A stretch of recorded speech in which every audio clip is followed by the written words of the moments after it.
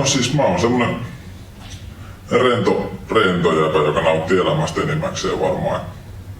Tammistosta valmistumisen jälkeen niin mä oon pitänyt vähän lomaa ja niitä chillailu friendien kanssa ja niitä mulla onkin tosi paljon kavereita siis ja kaikki aika oikeastaan meneekin niiden kanssa.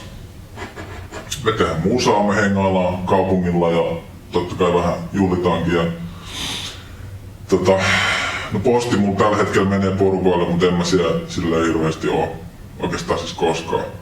Et porukat on sitä mieltä, että mun pitäisi etsiä joko duunia tai jotain järkevää tekemistä muuta, kun me vaan hengaillaan kavereiden kanssa ja pidetään menemään. Sitten ne sanoo, että jos sä menet töihin, niin ei enää meinaa sitä mua elättää. Ja pitäis varmaan niin jonkinnäköinen kämppä tässä etsiä. Pari kaverin kanssa ollaan mietitty semmoista kimppakämppäsysteemiä, mutta ei meillä ole mitään rahaa kellään semmoista hommata. Siis muutenkin on rahasysteemit, niin en mä tajun niistä mitään.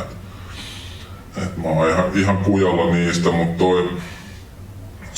mietin sitä omaa kämppäsysteemiä, niin siellä pitäisi niinku jotain ruokaa duunailla tai laskuista huolehtia tai muuta. Kaverit sanoo, että se osu saattaisi mullekin maksaa jo kämpän tai jotain, mutta en mä tiedä. Mitäs semmoisen homman kanssa edetään?